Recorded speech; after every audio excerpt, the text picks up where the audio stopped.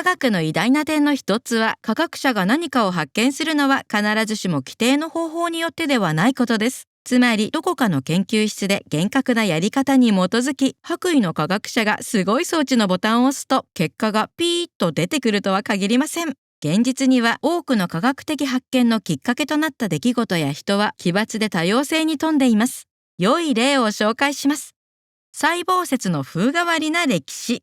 細胞説は3つの主張からなります。1、すべての生物は1つまたは複数の細胞で構成される。2、細胞は生物を構成する基本単位である。3、すべての細胞は既存の細胞から作られる。正直なところ、どの主張も全くつまらないものかもしれません。そこで微生物の世界やこの細胞説の成り立ちについて紐解いてみましょう。1600年代初期のオランダから全ては始まりました。メガネ職人のサハリアス・ヤンセンが最初の望遠鏡とともに最初の複式顕微鏡を発見したそうです。この主張はよく議論になりますが、大量なガラスレンズ作りに退屈していたのは当時彼だけではなかったのですから。ともかく、顕微鏡は博物学者や科学者なら誰しも使いたがる、今で言えば iPad のような流行りのアイテムになりました。そんな学者の一人、オランダ人のアントニ・ファン・レーウェンフックが顕微鏡という器具のことを聞きつけ、それを店で購入するのではなく、自分で作ろうと決めたのです。実に奇妙な仕掛けの小型の器具で、サングラスのレンズと同じ大きさの小型のヘラのような外観で、2つのヘラ状の部品をくっつけたら、ほとんど何も見ることのできない奇て烈なサングラスです。レーウェンフックは自分の顕微鏡が完成すると、顕微鏡でありとあらゆるものを夢中で観察しました。自分の歯石も。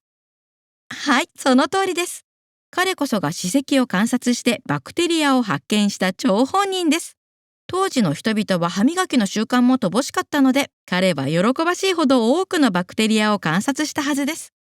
彼がこの発見を論文にするとき、今日知られるバクテリアではなく、微小動物と呼びました。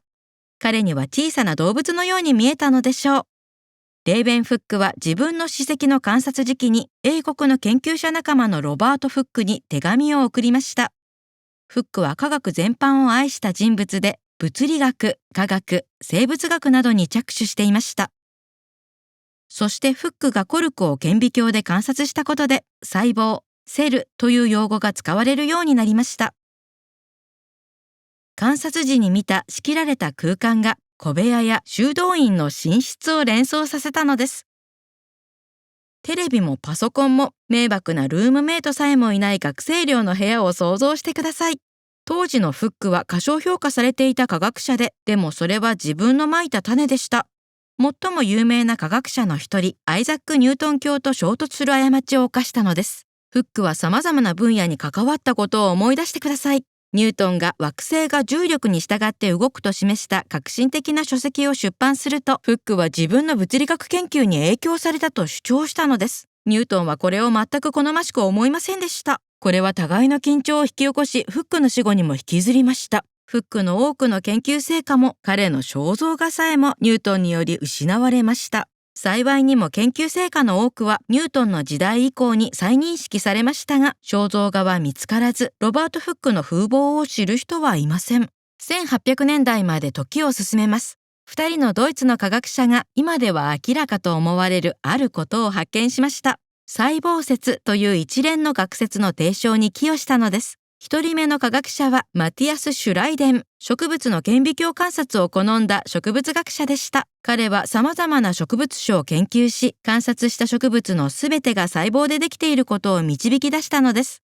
時を同じくしてドイツの反対側にいたテオドール・シュアンは動物の細胞を乗せたプレパラートを顕微鏡で観察し、彼にちなんで名付けられた特殊な神経細胞を発見。消防士の空気呼吸器の発明や跳ね上がったもみあげでも知られています。しばらく動物細胞を研究すると、すべての動物は細胞からなるという結論を導きました。郵便書籍で、X がまだなかったので、シュライデンと同じ分野の科学者に連絡を取りました。返信があった科学者やこの2人は細胞説の葬式に共同研究を始めましたが、彼らの間に論争の種が生じたのです。細胞説の最後の主張、細胞は既存の細胞から作られるに対し、シュライデンは賛同しませんでした。なぜなら彼は細胞のないところから自然発生的に結晶化のように生まれると論じたからです。ちょうどもう一人の科学者ルドルフ・フィルヒョーが細胞は他の細胞から形成されるという研究成果を持参しました。その研究は実際はなんというか承諾なき借用であり、元はユダヤ人科学者のロベルト・レーマクのものでした。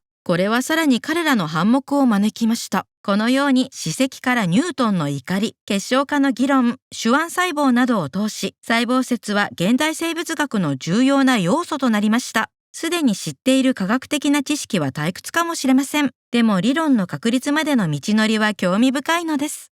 つまらないことでも掘り下げてみると面白い物語が隠れているかもしれません。歴史がお好きな方はぜひチャンネル登録お願いします。ジュリアス・シーザーに関する陰謀からバナナの暗い歴史まで毎週様々なアニメーションを公開しています。